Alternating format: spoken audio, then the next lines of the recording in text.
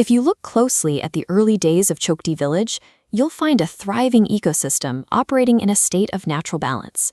The farmers working this land sought to secure their financial futures by pushing their crop yields toward a specific goal of exponential growth. Until that decision, the village's prosperity was supported by the natural mechanics of the environment running right beneath their feet.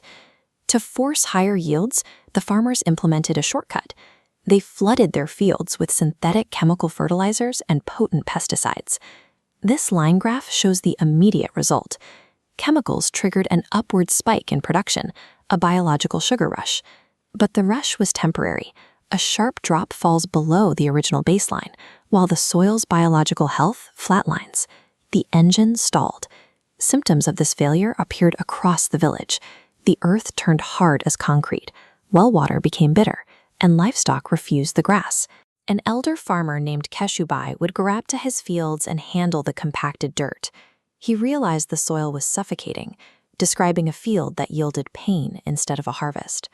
Forcing an environment past its limits with synthetics creates a specific cycle, a degrading ecosystem and rising costs for the farmers trying to sustain it. Then Shaileshbhai Jograjaya arrived in the village. He challenged the farmers' view that their land was permanently ruined. He went into the fields, picking up the hardened earth to assess the damage directly. His diagnosis was specific. The soil was paralyzed by chemical toxicity and required a period of detoxification. The village pushed back with a common concern, the idea that farming is impossible without modern chemical inputs. Shaileshbhai responded with a principle of biological restoration.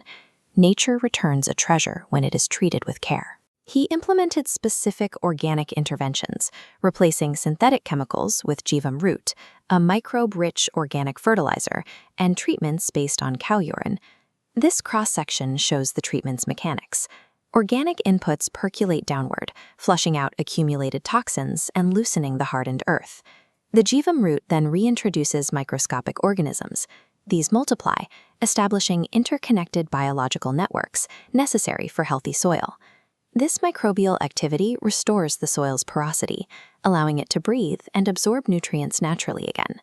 Rebuilding the system meant approaching the soil as a living organism, requiring specific care to restore its function. Several months later, clear indicators of success finally appeared. Ants and other microfauna returned to the dark, loose topsoil. The broader ecology followed. Sparrows returned to the fields, and the crops regained a natural luster. This bar chart shows the economic shift. By moving away from chemical inputs, the farmers' operational costs dropped by half. At the same time, the data shows an unexpected result. Despite the lower investment, organic yields surpassed the peak numbers achieved during the chemical era. Aligning agriculture with natural ecological mechanics reduced the financial burden of artificially controlling the environment.